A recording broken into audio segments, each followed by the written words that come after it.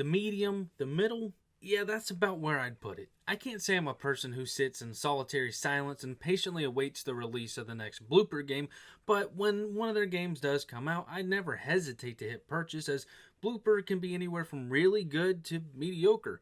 What's up, folks? Today we're going to dive into the medium and see what makes this game special and not so.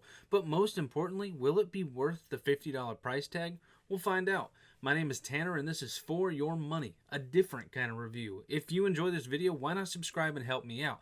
If you would prefer an audio only version, the link is down below along with the link to my Discord. The medium is about a girl named Marianne who, for as long as she could recollect, has had this supernatural power giving her the ability to communicate with the dead. Now, after the death of Jack, someone who was very close to her, she receives an ominous phone call from someone named Thomas who claims he has the answers she's been looking for, but he needs her help and he knows what she is. She hesitantly travels to the rendezvous at a closed work resort, also known as Neva, that has a bit of a bloody past. Just as she begins her search, her attention is diverted to a ghost named Sadness who will act more than a tour guide for Marianne's upcoming roller coaster ride of revelations. Starting out, the medium really had my attention. I mean, who was Tom? What questions did Marianne have? And how did this stranger have such vital information? And don't get me wrong either, this game is filled with interesting turning points that honestly I didn't see coming. However, my issue is all the diversions you are handed.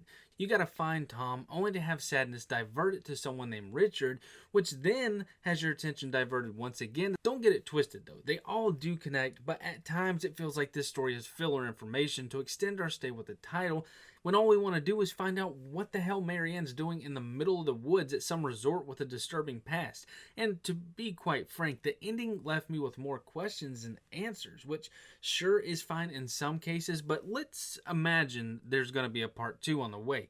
Will you stick through the gameplay long enough to get your answers? The medium tries to gather horror fans by bribing them with their pleasant memories of Silent Hill or Resident Evil. Beautifully fixed camera angles, puzzles, and we can't forget the flashlight that hooks onto your jacket. But make no mistake, this is not Resident Evil or Silent Hill by any means. I had no idea what the medium had to offer going in. I mean, I watched 0 minutes of gameplay and one announcement trailer. That's about it.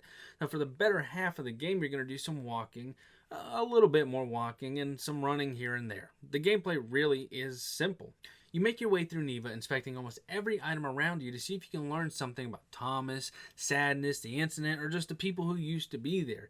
The more entertaining part are the puzzles. Now, almost all the puzzles you're going to do will require you to utilize Marianne's powers on the other side, which brings us to the interesting aspect of this game, which is the split-screen gameplay or dual reality gameplay.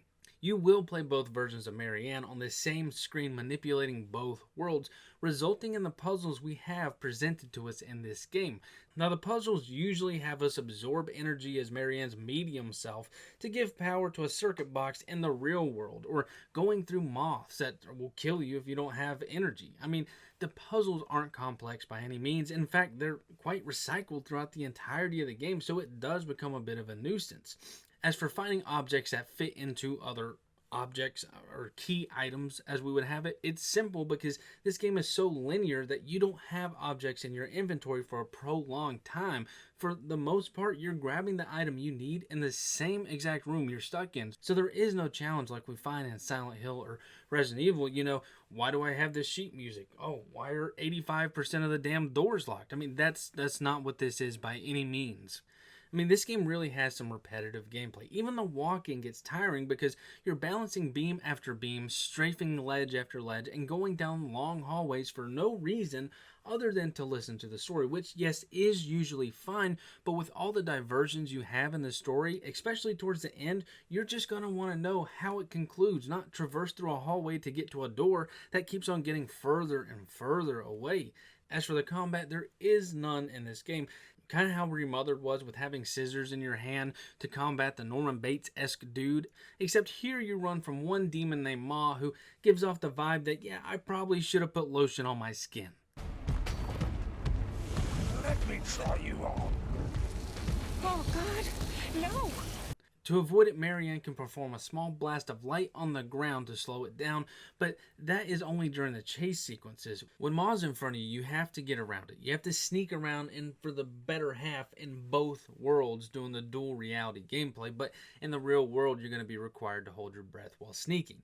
Now, there really is nothing too impressive with the gameplay. I mean, sure, the dual reality is neat. I mean, there are a lot of neat ideas. I wish it could have been more innovative in a way, rather than having us just solve not cheap, but repetitive puzzles. Where this game does exceed, for me at least, is the design. This game graphically was a treat to behold. Very detailed worlds that never missed a beat. They also did a great job with how the world feels. You feel alone, but yet you're not.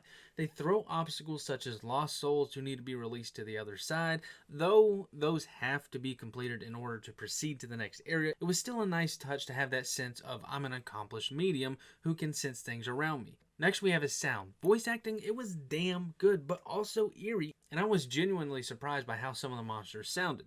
The soundtrack, I mean, it was phenomenal. The people who created it were two impressive folks who I wouldn't dare butcher their names, but one worked on Silent Hill and the other one worked on Blair Witch, Observer, and those games had amazing pieces playing during my time with them. So without further rambling on, here are some clips of the overall design of the medium. Not a whole lot of people knew about Neva. It used to be a government-owned vacation resort. Until one day it just stopped. And so an urban legend was born. The Neva Massacre. The details were always fuzzy. Crazed workers, ancient curses. You know, the usual.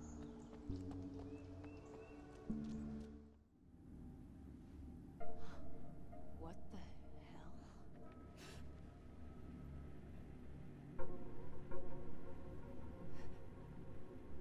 Who's there?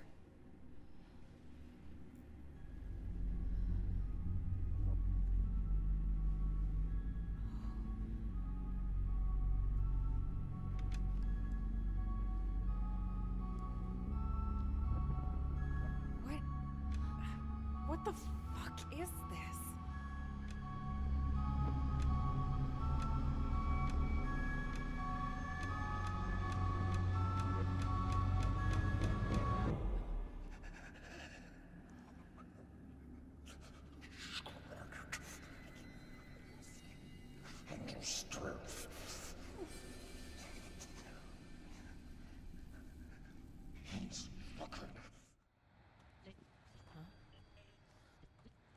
Is someone there?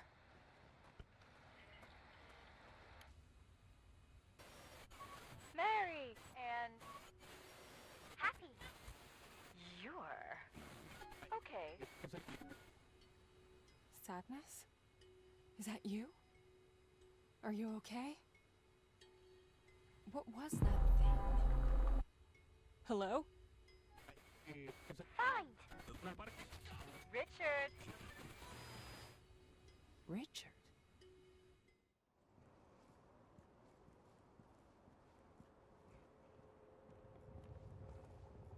At least this could come in handy.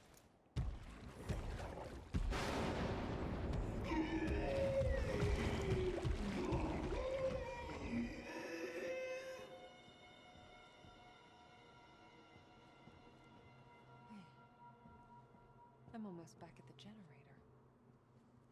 Huh.